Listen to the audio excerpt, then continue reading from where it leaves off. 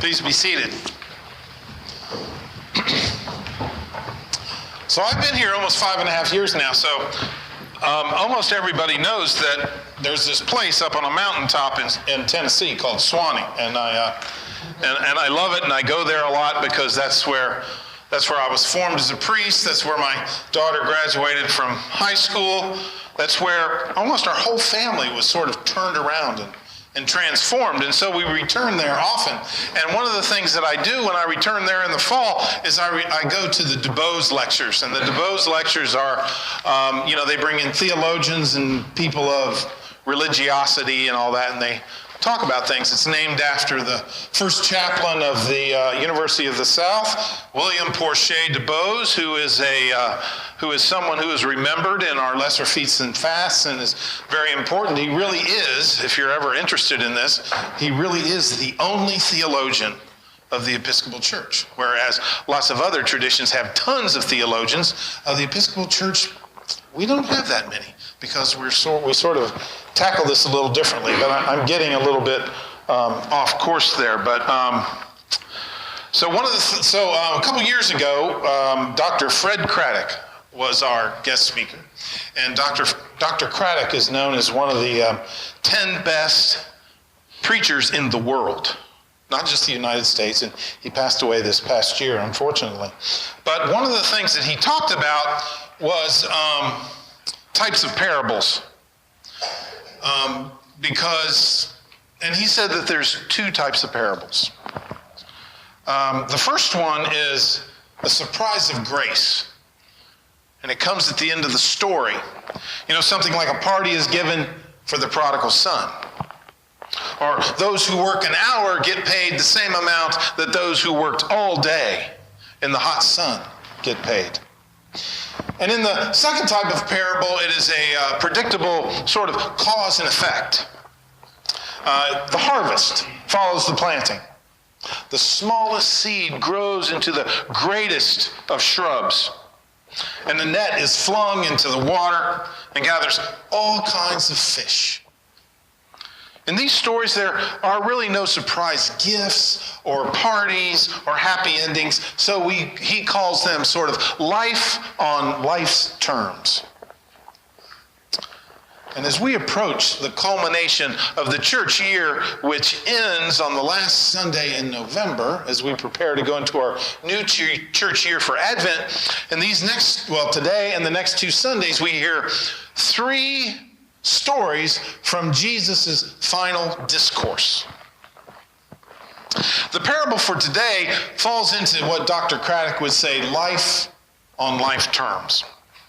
Because as you recall, half the bridesmaids remember and half the bridesmaids forget. And no one leaves in the middle of the night to go to the Walmart superstore to get the oil that they need. And so it's just tough luck, right? Actions have consequences. They get back and the party's doors are closed and locked and they miss the celebration. So if you are wondering, and I hope you are in a manner of speaking, what the analogy of the oil meant to Matthew and his community, you are not alone.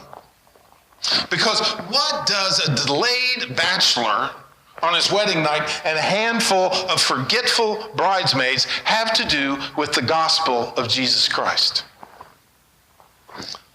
So, let's go back, if you will, and think about that time. So, the second coming of Christ, though expected, had been delayed, right?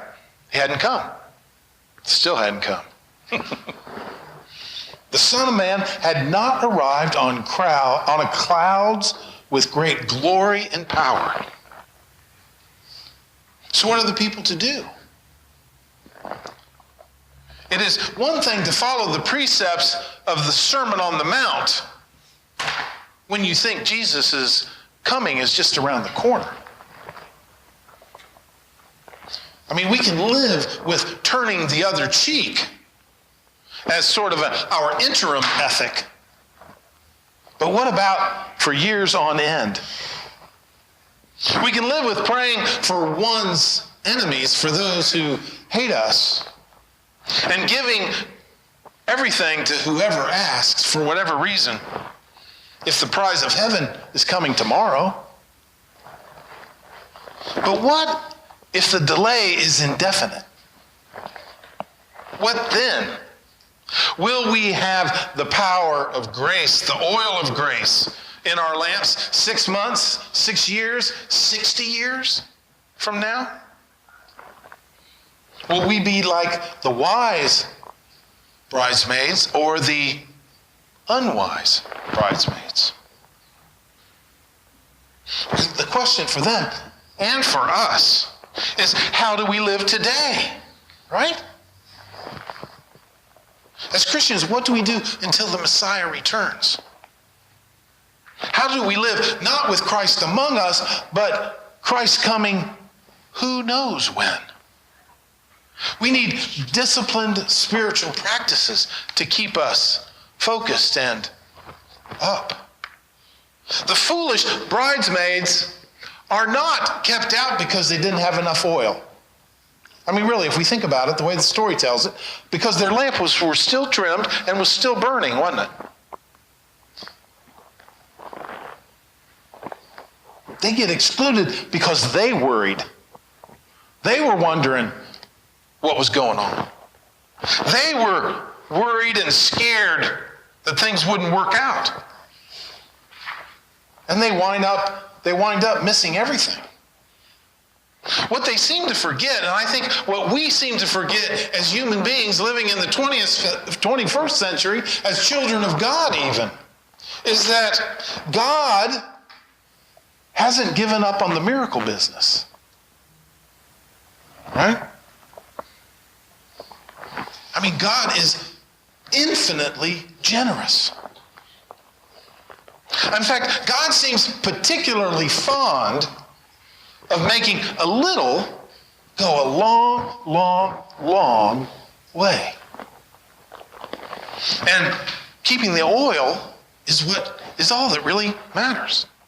Jesus is generous and turns an ordinary wedding into a foretaste of the heavenly banquet by turning water into wine.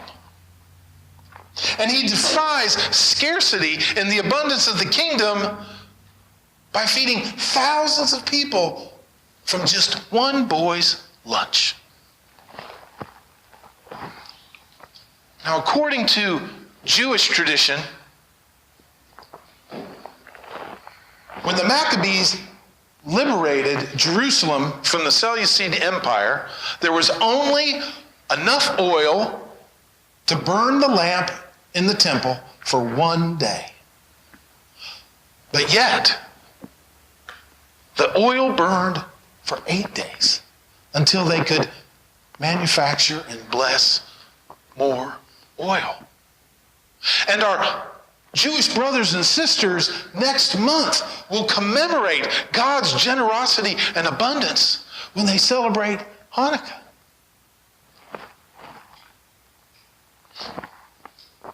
Instead of trusting God as their spiritual oil that always provides enough, the bridesmaids run off to the marketplace, sort of in search of what our culture is searching for. Right? They go to all the wrong places for their illumination, when the illumination for their lives are right next door, right here, right in these communities of faith. Instead of trusting that God is radiant and unfading, they worry that their own lamps just won't be full enough. So they hurry off, hoping to find some little thing here, little thing there, sex, drugs, alcohol, football, whatever you do too much of. Guilty. Football. Perhaps, just perhaps, if the foolish bridesmaids had trusted that God takes care, they would have stayed, and they would have joyously discovered that they had enough trim in their wicks. They had enough oil to get in the door. And then when they got in the door, the abundance, generosity of God's light would have precluded the need for a lamp. You see, God not only performs miracles with oil and water and bread and wine, God's greatest miracles are those that defy the laws of human nature. Our ingrained expectations of work and reward. We're used to thinking that doing more gets us more. That by and large, we are rewarded for the proportion of our effort. But the bridegroom, who our youth reminded us this morning, who is Jesus, does not open the door to us because of our work, or more faith. Jesus opens the door to us as long as we keep our lamps burning for Him and to wait His arrival at the feast. To not be sidetracked by everything outside that draws us in. So you see, we do have a choice. We can second guess ourselves, one another, and God, and become frustrated, angry, and apathetic. And let these responses burn out our supply of internal spiritual oil. Or we can stay awake and we can hope. We stay awake when we allow the oil of prayer to sustain us, the oil of the sacraments to nurture us, the oil of community of believers to shoulder us, and the oil of generosity that gives us life.